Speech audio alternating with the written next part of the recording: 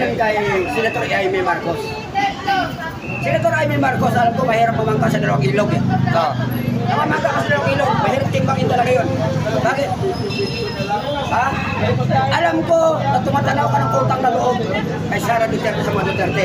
Kung hindi sa mga Duterte, hindi kayo makabalik sa Malacanang. Kaya lang, pinlano ninyo yun. Si Bistak tayo, nalang po tayo si Bistak. Bistak, idol.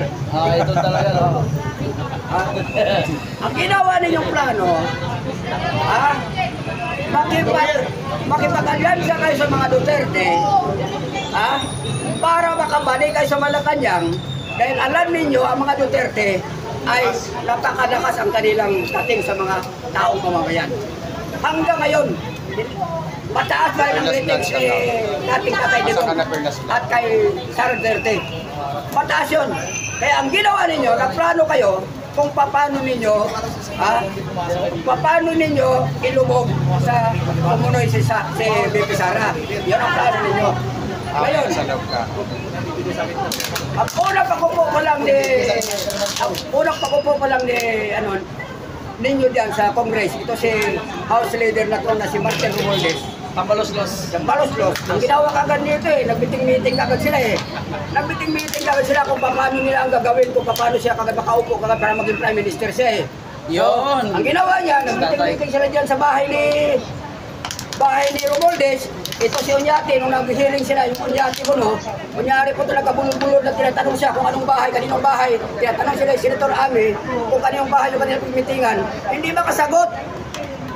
Hindi malalaman kung hindi pa pinipwede ni Jaime Marcos na ang bahay na pinamitingan ninyo ay si Romualdez Marcos. Gusto nyo kasi lagi ililigtas si Romualdez Marcos kasi ayaw ninyo kasi mabisto yung milyon-milyon na binibigay at pinapasak sa inyo. Ngayon ganito yun. Punta tayo kay Senator Jaime, please. Senator Jaime, may pagkausap kami sa iyo. Alam ko naman, Senator Jaime, na ikaw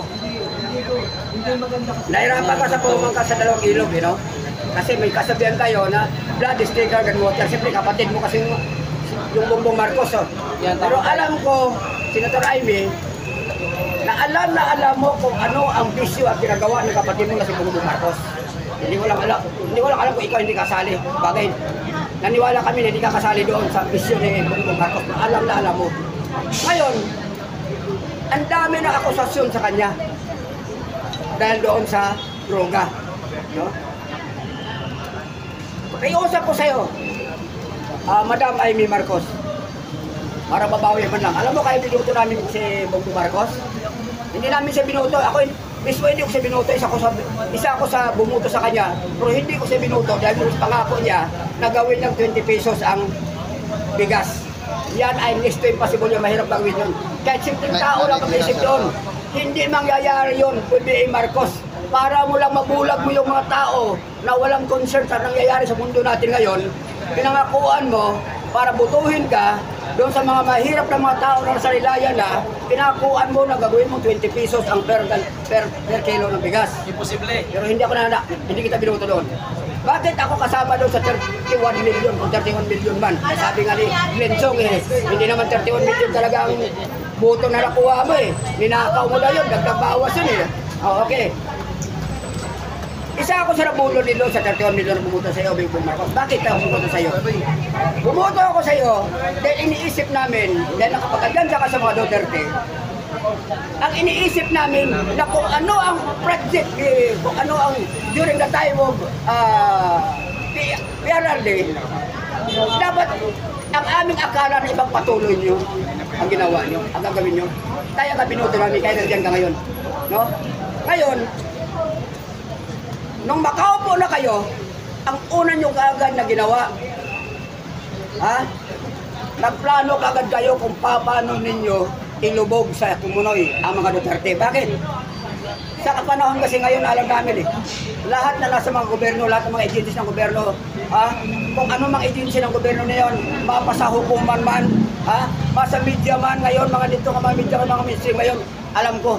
Pati mga pare ngayon na nahimik sila yung unang mga kritiko nung panahon ni Marcos lahat na lang ng mga akusa na ginawa sa iyo, bang nanakaw, Marxism, o ano-ano pang ginawa sa inyo, nandiyan ang pare. Nung mag-igsawan doon sa Marcos doon, sinuportahan kayo mga father, tinatawagan ko kayo, Ngayon, bakit nanahimik kayo? Ayun, ito, tutuloy ko yung kay mamaya nung kasapa mga pare. Itutuloy ko yung kay Amy Marcos. Sana mapanood mo to, Madam Amy, no? Ito lang masasabi ko sa iyo.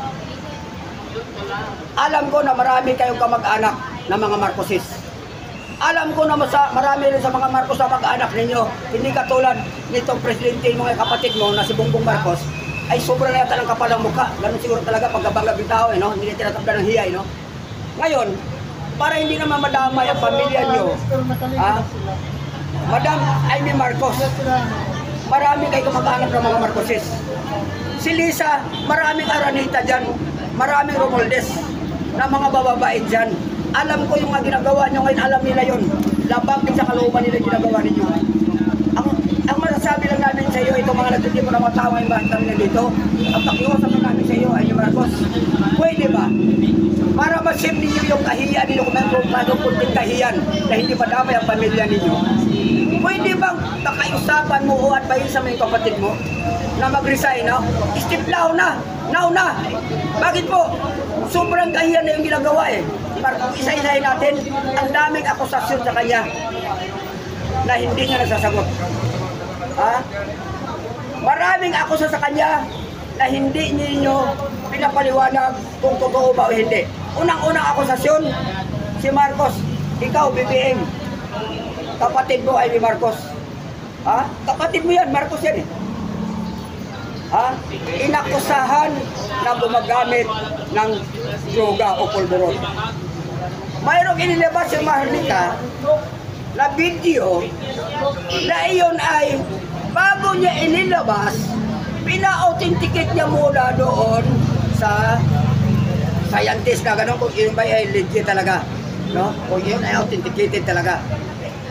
Bago niya nilabas yun, pina-authenticate niya muna. Dalawa yun, hindi lang isa. Dalawa yun, alam ko. Mahal din ang bayan no, pag na-authenticate yun. Bago niya nilabas yung video na yun, nung inilabas yung video na yun ngayon sa publiko, nakita na yung mga tao. Anong unang komento ni ito si Abalos? Fake daw yun. AI daw yun na deepfake daw yun. Ni hindi man lang muna pinirify o pina-authenticate kung totoo original ba talaga yung pinakita ni ano. Nag-deny ka pati ito si, alam mo, mga abogado ko naman to, tinatabla abogado si Abalos eh, pati ito si Remulla, no? Yun ang talang comment eh. Deep fake daw, deep fake. AI daw yun. Ibig sabihin, mas matalino pa sa inyo si Maharlika. Kasi bago inilabas ni Maharlika yung video na yon na nagsisigot si BBM, pina-authenticate niya muna. Sinigurado niya muna, bago niya nilabas, ay original yung kanyang inilabas na video. Ngayon, lumabas yung video na yon, lumabas si Morales. Pinatawag sa hearing si Morales. Si Morales na nagsasabi ng totoo dahil mayroon siyang operasyon doon sa kondominyo ni Maricel Soriano. Tinawagan sila ni Ochoa na kasama sa law office ni Lisa Tanas. Nakutsaba niya, panahon pa yan ni Ninoy Aquino. Tinawagan nila ang operasyon na yon na para i-operate si Bongbong Marcos doon sa kondominyo ni Maricel Soriano. Pinatigil, pina-stop yun. Pinatawag doon sa hearing, ang daming na-involve doon. Nandoon si Lisa Satanas na maliwanag na na-involve ang pangalan ni Lisa doon na pwedeng ipagorgor. Pinausap nila doon si Morales na kung pwede, no, ano niya yung kanyang mga ano niya doon, i-retract niya yung kanyang mga ano doon sa ano, kasi pwede kang babayaran, pwede kang mag-travel, o pwede kang patayin kung ano man, pwede kang sagasaan, o pwede kang ano. So tingnan nyo yan sino yung isang na-involve dito na Lagong Bombay yata? Si Kumar. Bakit hindi nyo pinatawag si Kumar? Bakit yung makita nyo nagdahilan siya na sa hospital siya, tapos Sinabi ni ko hospital yun, sinabihan nyo pa na magpahinga ka na lang dyan. Si Maripel masama, binigyan nyo ng magandang, very important na ano. Pero nung si Attorney Lopez, nakita ninyo halos mamatay na doon, dadalhin sa ano, gusto nyo makipakulong doon sa correctional. Di ba? Hindi ba maliwanag yun na answer yun, one-sided ba sa ginawa ninyo? Eh hindi nyo kayo magbubulang ng tao eh. Alam na namin kung ano nangyayari dyan. Marcos, please lang, kung mayroon ka pa kayong kunting kahiyan, bago kayo malumubog sa kumunoy, sa kahiyan, please lang, isip mo yung kahiyan ninyo. Advisa mo na si kapatid mo na immediately asap kailangan mag-resign siya ngayon din. Dahil yun ang hinihiling na yung mga tao na nandito ngayon sa ITSA. Kailangan mag-resign siya. Dahil bakit po? Nakikita ko ng mga tao ngayon. Bakit kami nandito ngayon? Senior na ako. Nandito ako sa ITSA, nakikisama dito kung saan pa nagagaling ko mga nandito. Galing sa Mindanao, may galing doon sa Bisaya, Luzon, Visayas, Mindanao, pumunta lang dito. Ako taga Manila lang. Hindi ako sasalin, hanggang sa panood lang ako.